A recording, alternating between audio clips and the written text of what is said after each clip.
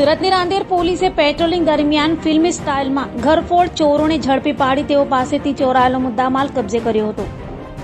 સુરતમાં રોજેરોજ ચોરી સહિતની ઘટનાઓ બની રહી છે, ત્યારે સુરતના રાંદેર વિસ્તારમાં ઘરફોડ ચોરીની ઘટના બની હતી. રાંદેર વિસ્તારમાં બનેલી ઘરફોડ ચોરીની ઘટના સીસીટીવીમાં કેદ થઈ હોય, જેને લઈ રાંદેર પોલીસે તપાસ હાથ ધરી. ફિલ્મી સ્ટાઇલમાં ઘરફોડ ચોરીને અંજામ આપનાર ચોરો, જેમાં શંકર તાનાજી જાદવ અને સિકંદર અખ્તર સૈયદને ઝડપી પડ્યા હતા. પોલીસે રેડાઓ પાસેથી રોકડ, દાગીના સહિત 7,75,000નો મુદ્દામાલ કબજે કર્યો હતો.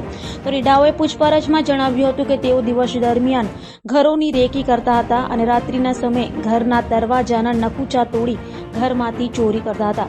હાલ તો રાંદેર પોલીસે રેડાઓની વધુ પૂછપરછ હાથ ધરી છે.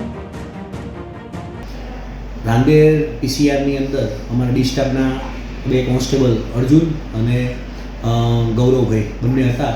એ લોકોને સાંભળી ત્યાંથી તુરત જ એ લોકો નીકળી અને આજુબાજુ જવા લાગ્યા.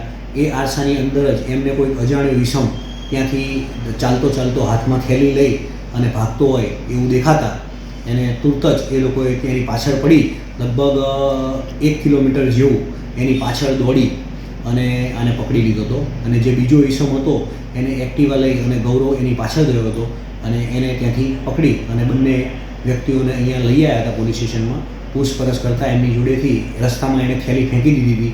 એ થેલીની પૂછપરછ કરી અને મેં પાછા ફરીવાર ડી સ્ટાફના માણસો, જે રાંદેરનો અત્યારે રમજાન મહિનો ચાલે છે એટલે અમારા ડી સ્ટાફના તમામ માણસો, D staff PSI DS Parmar પણ પોતે ત્યાં હાજર હતા અને તાત્કાલિક ટીમો બનાવી અને બધો જે કાંઈ મુદ્દામાલ હતો એને કબજે કરી લીધો.